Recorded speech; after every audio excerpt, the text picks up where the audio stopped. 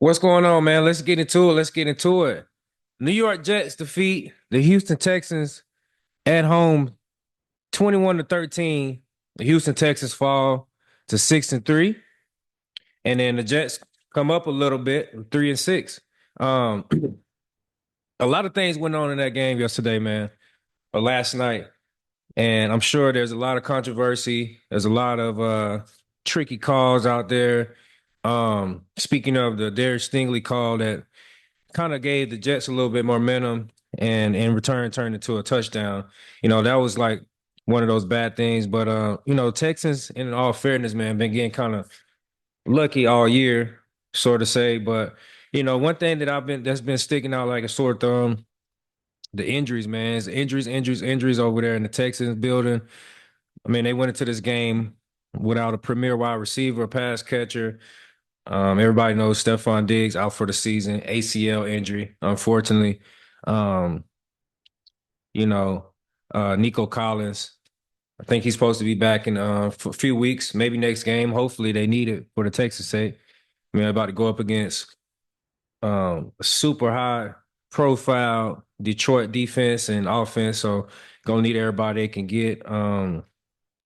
But I think there's a few discrepancies on the O line that's been kind of holding the team back. CJ Stroud, man, sacked 8 times last night. Eight. That's not good, man, for your franchise quarterback that's, supposed to be this premier type guy. You go out in free agency and make all these splash moves. You go get Joe Mixon from the Bengals. You go get Stephon Diggs from Buffalo Bills. You retain Dalton Schultz. You retain a couple other guys on the offensive lineman. I mean, all of the above, man.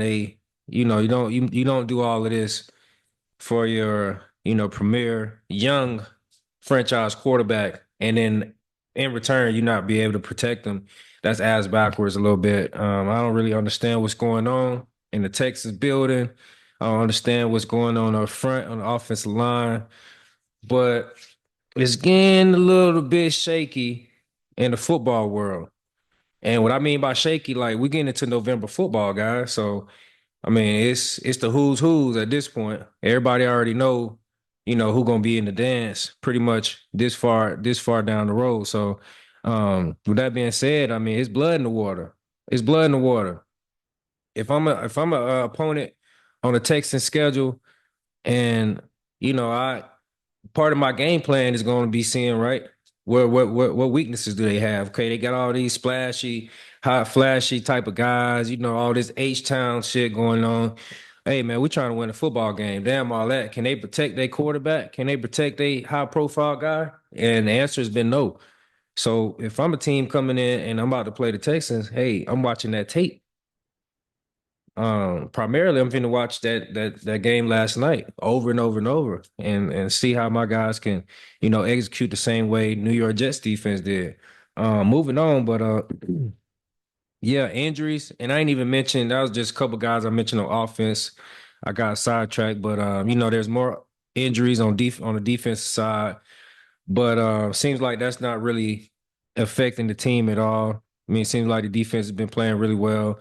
Derek Stingley's doing his thing. Man, shut down Devontae Adams last night. I thought he did an outstanding job. Kamari Lassiter, young cornerback, he been doing this thing all year. Had caught a little injury bug early on, but has been bouncing back pretty nice. Got mossed for potentially the catch of the of the decade. You know what I'm saying? That Garrett Wilson went up top on that boy head, pause. But outstanding catch. It still was great defense. That shit happens, man, in National Football League. So welcome to the big leagues, pup. That's a welcome to the league moment for Kamara Lassiter. But it is what it is. But defense been doing pretty well. They brought over some guys to try to, bolster up the defense, I guess. Even though the defense last year was we were playing our ass off, but it is what it is. Demeco Ryans runs the show, but hey, a lot of guys haven't been on the field, haven't been present, and it's gonna show in the long haul. But moving on, Excuse me. Moving on, moving on. Uh, Texas kicker, Kaimi Fairburn. He's been doing an outstanding job, man. I think dude hit like his record for the longest kick early on in the season, and he's been pretty much spot. He's been pretty much perfect the whole year, the whole season. I would say, outstanding kicker. Came up short. I believe he missed two field goals last night. Been playing inside the dome. Playing, that's the difference when you're kicking inside the dome. There's not wind. There's no wind. There's no real pressure. And then when you go outside, you got different elements that can kind of affect the way you kick the ball, ball placement, et cetera, et cetera. So, I think those are two field goals. That's 6 points, two possessions pretty much wiped off the out the scoreboard. Um, and then as you can see, like the way I'm formatting this, I'm going to speak on what I noticed on, the Houston Texans side. Then I'm going to move along to the New York Jets side. But a lot of ticky tacky things was happening on both sides. A lot of good things, a lot of bad things happen on both sides. That's football, and when you turn on the tape, at the end of the day, it's not as bad as you thought. It's not as good as you thought. So as long as you kind of stay in between. But what I want to end this talk about the Texas segment on is Demeco Ryans, bro. Demeco Ryans continuously put his players in harm's way, specifically talking about the secondary. And that's what you're gonna get. That's what you're gonna get when you got a linebacker-ish head coach. He's gonna protect. He's gonna, draw plays as much as he knows, as much as his brain could think. He don't know nothing about no secondary. He doesn't even care about all that. His whole thought process is based on stopping that run, front seven type of thing. Secondary guys, hey man, y'all got that on y'all on y'all own. That's how linebackers think. So when you got a guy that's been DC over San Fran, had some success, come over here be the head coach. I mean, the philosophies don't really change. The thought process doesn't really change. So that's why you get Jalen Petrie in unfavorable positions like that last night against Devontae Adams. And you got to cover sometimes. You can't hide them all the time, but you got to know your personnel, Demeco Ryans, and putting. I mean, it's week after week. I'm seeing, I'm seeing Jalen Petrie, give up big plays, and you can talk about him being a spark plug all you want in the media, and try to say good things and this and that. It's looking like you putting my boy in a disadvantage, and it's looking like the weak league because I'm kind of seeing, you know, uh, occurrences repeat itself over and over. And that's no knock against my boy Petrie. You know what I'm saying? That's my dog. But everybody know covering isn't his strong suit. Now he gonna give you everything he got. Pause. But and he gonna come up and hit your ass. He gonna tackle you. Um, and he loves the game. He's a student of the game at heart. And he's primarily a downhill type of player. Now he has ball skills. Don't get me wrong. Pause. Damn, this shit sounded crazy and crazier. But yeah, he has good catching ability. Let's say that. His rookie year, I believe he had like 5 interceptions. And so yeah, he has a lot of, ball production, but I don't think this role kind of suits his ability, playmaking ability. But what do I know? I don't run the team. But back to Demeco Ryans, man, it's 3rd and 3. You're still in the shot territory. For those who don't know what shot territory means, I spoke about this on my Instagram after the game. Shot territory for the offense comes between the 50-yard line to basically the 20-yard line, to the red zone, to the top of the red zone. And that middle, somewhere in that middle, we call it the fringe zone. So anywhere between that area, that's a shot zone. It doesn't matter what down. You don't have to throw, stick routes on 3rd and 3 and this and that. Now, I'm gonna give you guys even deeper thought process. When Jalen Petrie had that interception last week versus Anthony Richardson and the Colts, In Houston, it was third and short, I believe. I believe it was the same distance, third and three, if I'm not mistaken. What happened? They threw to the sticks, interception. What do you think a guy like Aaron Rodgers is going to do? He's going to throw beyond the sticks. He's going to change it up because he just watched film. He's a student of the game. He's been around so long. He knows, hey, I got this guy matched up on Devontae, one of the best guys in the league. I'm not finna just run a stick route. He just picked that shit off last week. Now it was Anthony Richardson, but the concept don't really change as much as often. So, but what do I know? You know what I'm saying? What do I know? But yeah, Demeco Ryans, you gotta cut that shit out, man. You're gonna get your people exposed and you know, hey, I'm just saying, man, I'm trying to help you out. I'm not really trying to help you do nothing, honestly. I'm just being informative, really, for the people that's watching and listening. Anyway, let's move on to the Jets, though, man. Let's move on to the Jets. Enough about the Houston Texans. They took a L. Hopefully they bounce back. You know what I'm saying? I still got some dogs on the team. A lot of them for real. So, hoping for the best for sure. Anyway, um, go back to the Jets, man. Look, I already spoke about Garrett Wilson's catch over Kamari Lassiter. Yes, that right there can potentially that highlight is going to be played for the next 10 years. Guarantee. Just look at how they did Odell Beckham when he had that catch in versus Dallas from Brandon Carr. How many times did they replay that all over TV? This was the same or even better, in my opinion. So can we just all put a petition in to get Odell Beckham out of the NFL? Because it seems like he's been coasting, stealing from the NFL based on that catch that happened in like 2015 or something like that. I'm sick of it, man. The proof's in the pudding. And I just spoke about that. I had a segment. So y'all go watch that segment. I spoke about why Odell Beckham, or why the NFL has a fascination with Odell Beckham. So y'all go check that out, like, share, subscribe, anyway, and all that. But yeah, Garrett Wilson did that. He did his thing, and it kind of was a momentum swing. Like the entire momentum change for the New York Jets after that catch, and you can just see that stadium erupted. And yeah, man, it went up from there. So my next thing, look, whoever, look, I don't understand.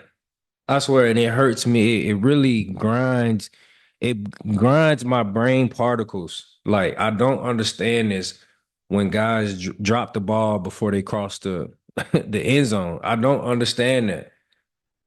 Like it it like burns the back of my hair on my neck or something. Like it eats me up alive, man. It's like, how are guys still doing this? It's really no explanation for it because, bro, you're in the NFL. And I heard the guy's rookie. I don't even know the guy's name. I don't even want to give him no type of clout, no publicity, any of that type of stuff. When you just did some shit like that on Thursday night, like, bro, like y'all lucky y'all won the game though. New York Jets was really lucky because bro, that was a touchback. That was that was a score. You know how hard it is to score in the National Football League, and given the circumstances the New York Jets has been in on a 5-game losing streak, and you do some shit like that. Oh yeah, buddy. If y'all would have lost that game, his ass was definitely gonna be packing it up. They gonna put his ass in the waiver wire and all that kind of stuff. Whatever his name is, hey, I hope Buddy learned from that experience, and he must be a good dude because they won the game. He got lucky, he got a little grace. So learn your lesson, my boy. But yeah, man. Then yeah. So Jets break a 5-game losing streak. I think they needed that. I know New York is happy. Somewhere during the game, people were saying the Jets were saying the Jets fans were saying sell the team. Sell the team? Is getting that bad in New York? Sheesh. That's tough. Sell the team is tough. That sounds like some of them Cleveland Brown fans out there in Cleveland. You know, sell the team is tough. So, it much need to win for the New York Jets. I think they can go up from here. They got everybody they need. Aaron Rodgers, Devontae Adams. Defense need to play a lot better. Like, I don't know what the hell they got going on. Sauce Gardner, hey man, you need to go ahead and put all your golfing clubs on Facebook, Marketplace, on OfferUp. Um, what's the other one? God damn it.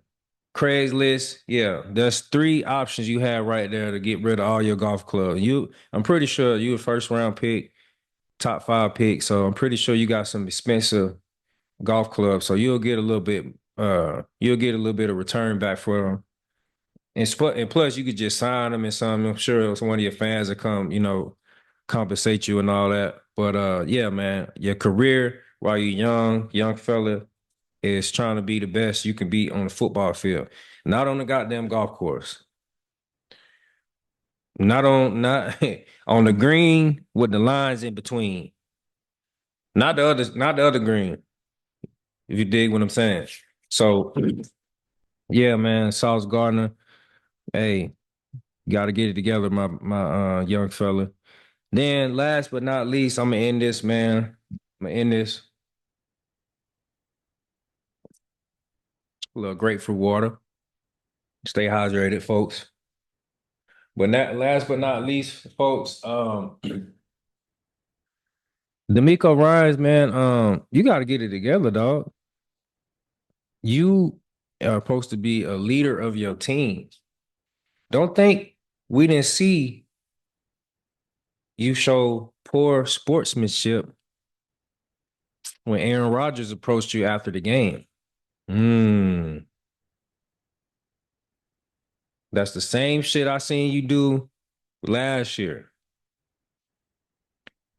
That's very weak of you, sir. The man beat you. Shake the man hand. Nah, I don't want to hear that shit. You got my oh man, you responsible for getting my homeboy Saleh fired and all this and that. Ain't no friends in this shit, man.